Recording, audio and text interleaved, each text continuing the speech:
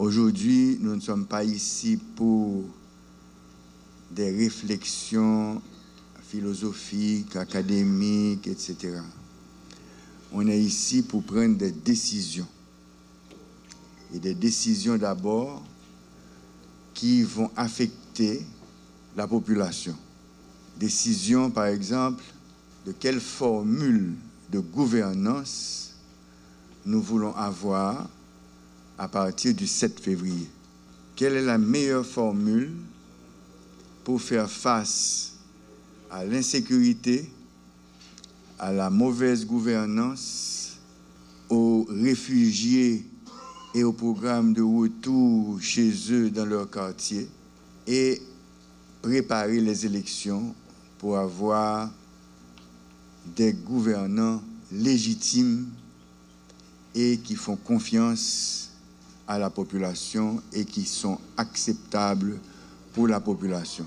Il nous faut prendre des décisions sur la gouvernance de ce pays à partir du 7 février. Et avec les secteurs qu'on a rencontrés à la villa d'accueil, on s'était mis d'accord pour que le terrain soit libre. Maintenant, le terrain est libre. Je voudrais au prime abord souhaiter la plus cordiale bienvenue à vous tous ici présents.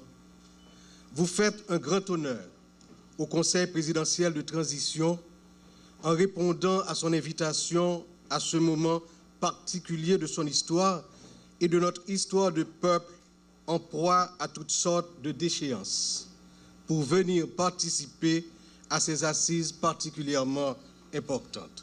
Aux réunions bilatérales convoquées par le Conseil présidentiel de transition avaient pris part 11 regroupements d'organisations préoccupés par la conjoncture politique alarmante et soucieux d'éviter au pays ce spectre de chaos qui le menace à l'approche du 7 février 2026. Cette date fatidique qui marque la fin du mandat des institutions de la transition.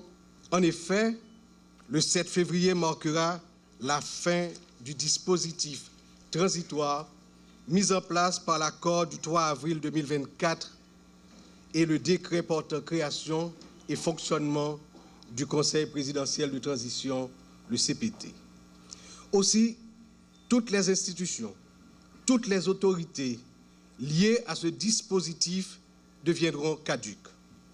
Elles ne peuvent en aucun cas continuer légitimement à œuvrer au service de la République. Seul un nouvel accord peut redéfinir la gouvernance politique du pays et donner mandat aux autorités de l'État. C'est dans cette perspective que nous nous réunissons aujourd'hui ici à l'hôtel Montana, encore demain et mardi, pour qu'ensemble, représentants des forces vives de la nation, nous recherchions et trouvions dans le dialogue, la concertation, un sens élevé de l'intérêt collectif, les éléments constitutifs de ce nouvel accord qui garantira la passation pacifique, ordonnée du pouvoir le 7 février, sans coup de force interne ni imposition externe immanquablement vouée à l'échec. Au cours de ces 3 journées d'assises, il nous reviendra de manière pragmatique, tenant compte du temps limité qui nous sépare de l'échéance du 7 février et surtout de l'ingérence grossière de puissances étrangères dans les affaires du pays, de définir clairement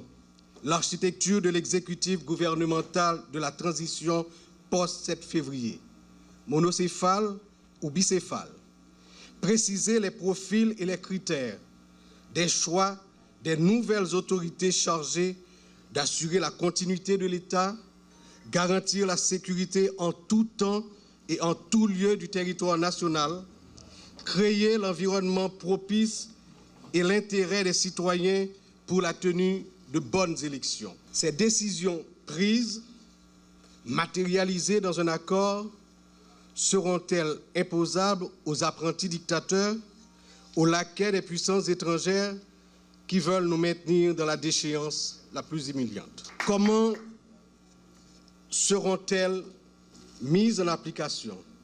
Se demandent perplexes certains d'entre nous, beaucoup même. Sachez qu'elles feront basculer le rapport de force par l'engagement collectif qui sera signé au nom de la nation au terme de ces assises.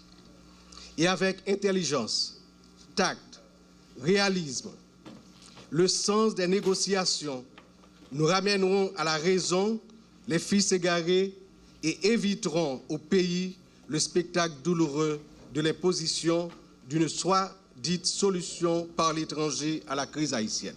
Mesdames, Messieurs les représentants des partis politiques et des organisations sociopolitiques, le dialogue politique est un outil indispensable pour la stabilité, la consolidation de la démocratie participative. Il est le chemin crucial vers la paix, le développement durable. Il établit la confiance, cet élément sur lequel s'édifient les grandes œuvres. Si notre pays s'engouffre dans une crise interminable, c'est précisément parce que les acteurs politiques haïtiens, particulièrement méfiants les uns envers les autres, ne choisissent la voie du dialogue politique. De 1986 à 2026, après 40 ans de transition démocratique, nous en sommes encore à chercher une formule de démarrage. Tant que nous n'optons pas pour le dialogue de façon permanente, notre pays sera la risée des autres. Mesdames, Messieurs, avant d'ouvrir formellement ces assises, permettez-moi de rappeler deux choses. La première, nous devons aimer charnellement ce pays, le nôtre, car les événements survenus sur le plan national nous montrent que seuls, sur ce coin de terre légué par nos ancêtres, nous pouvons être bien à l'aise et respectés. Seule la caille, nous bien. Et nous devons préparer le terrain pour que frères et sœurs nous qui dehors, capables, retourner dignement, choisir, venir vivre, ici là. Nous devons tout faire pour sauvegarder l'indépendance de ce pays et sa souveraineté, et cela au péril même, s'il le faut, de notre vie. La deuxième chose que je voulais rappeler, les pays n'ont pas d'amis, mais des moments d'amitié. Quand les intérêts s'entrecroisent, l'amitié est au beau fixe, mais quand ils sont divergents, l'amitié disparaît et fait place à l'affrontement. Il faut toujours s'y préparer. Après ces deux considérations, je vous invite à entamer un dialogue sincère, franc, ouvert, en mettant en avant les intérêts supérieurs de la nation qui a beaucoup souffert de l'incompréhension de la plupart de ses fils et de l'arrogance de certains représentants de pays dits amis d'Haïti. Retenez bien ceci, seuls les Haïtiens ont l'obligation et la responsabilité de sauver Haïti. Merci. Je déclare donc ouvertes ces assises pour le bien du pays tout entier. Jeudi, c'est un jour extrêmement important. Pour moi, et me suppose pour nous toutes. Nous toutes, nous connaissons aussi bien que moi, côté que nous vivons, j'en ai vécu. Ce n'est pas ça que nous voulons. Et ce n'est pas ça non plus que les ancêtres nous ont été gourmets pour laisser pour nous. Jeudi, nous avons un tournant extrêmement important. Moi, estimé que quelque part, dans l'histoire du pays, nous arrivons à un moment que tout le monde a dit, mais c'est vrai, c'est la rupture est essentielle entre l'ordre ancien et l'ordre nouveau pour nous créer le pays que nous voulons créer. Et moi-même, c'est dans ce sens-là que je comprends l'atelier ça.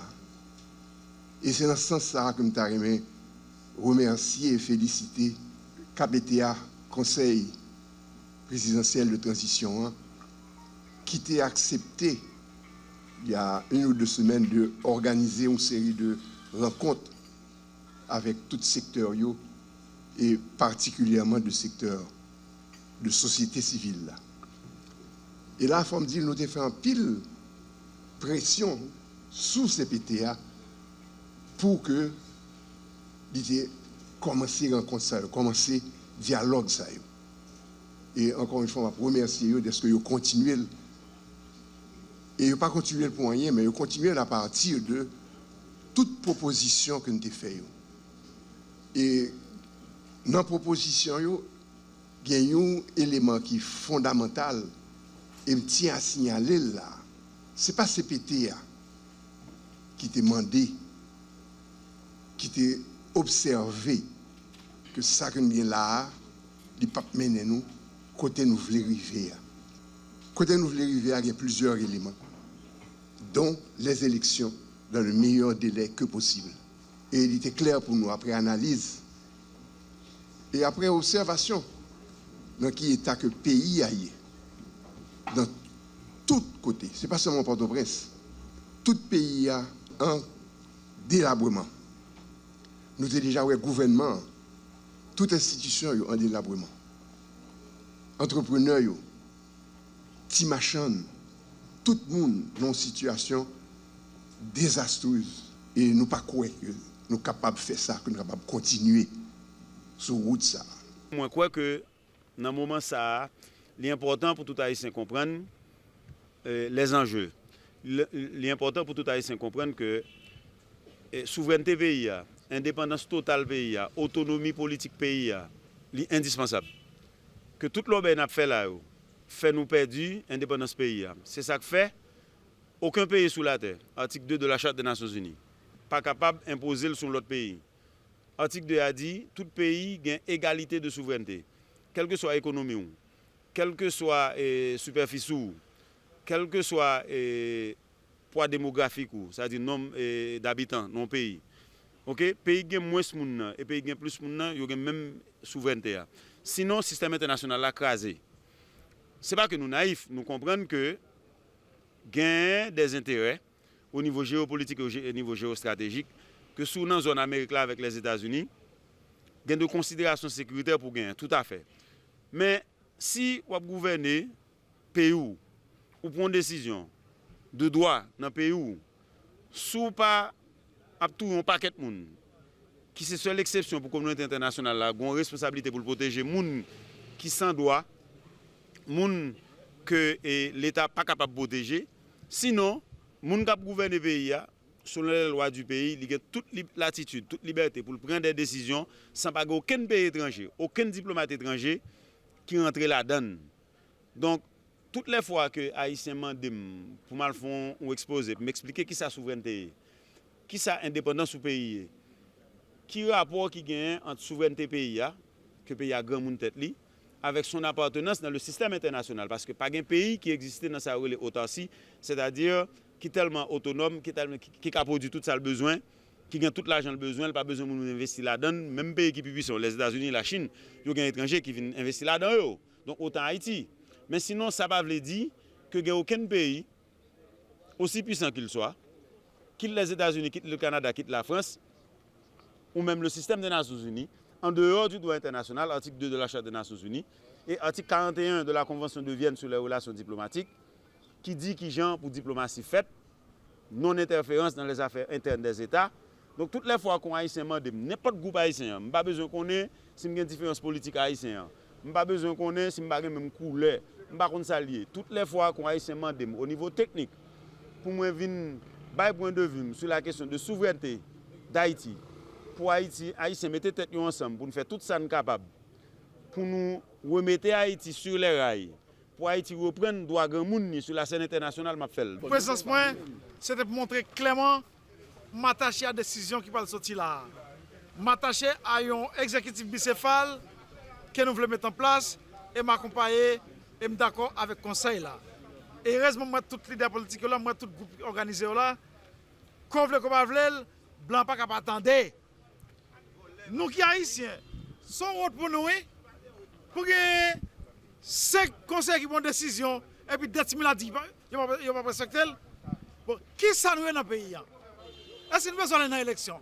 Qui ça nous fait avec les gens?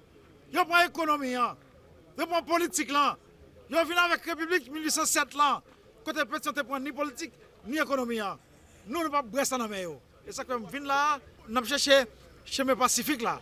Mais sinon, n'a pas gagné dans tout le monde. Secteur économique dans sorti pour mon pays en amène nous.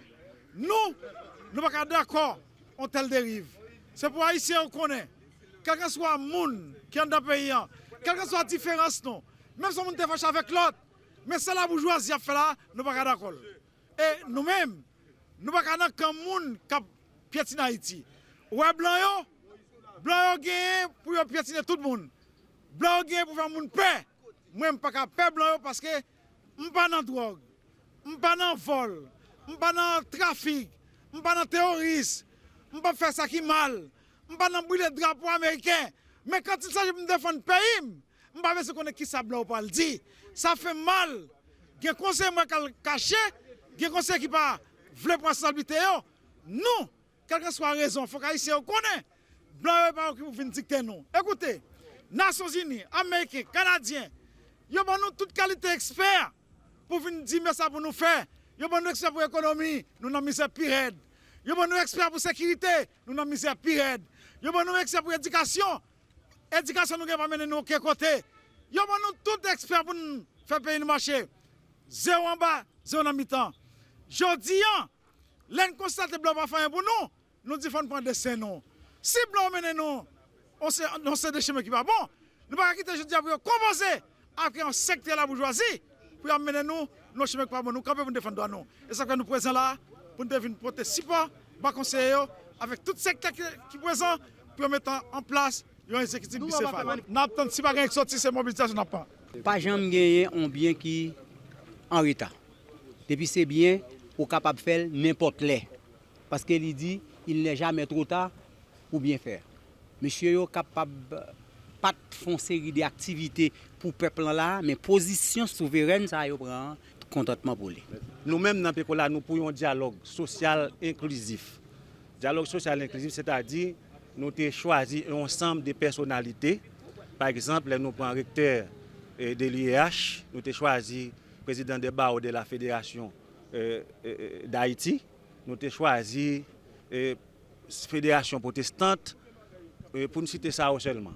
En conséquence, voilà que nous arrivons là, c'est ces gens qui ont été choisis pour jouer le rôle médiateur, pour parler avec tous les acteurs, tous les antagonistes, et tous les secteurs vitaux dans le pays qui ont joué le rôle médiateur. Pour être capable de parler, dialoguer, et puis pour nous être capable de déboucher avec une solution de paix dans le pays, pour que le pays soit capable de prendre en route développement durable. C'est ça que nous avons prôné. Mais nous venons là aujourd'hui, nous remarquons que c'est le même groupe qui est dans le pouvoir, c'est eux-mêmes qui viennent là encore, qui viennent chita là, dans un objectif pour renouveler tête encore. Et ceci, c'est une branche dans le gouvernement. Pour nous-mêmes, étant que structure politique, qui a prôné un dialogue social inclusif, que nous avons que pour tout secteur, toute couche dans la vie nationale, là, sur l'établi, sur la table, vers un développement durable, nous venons là pour nous dire que nous-mêmes, nous pas appuyer ce qu'a fait là, nous pour un dialogue social inclusif.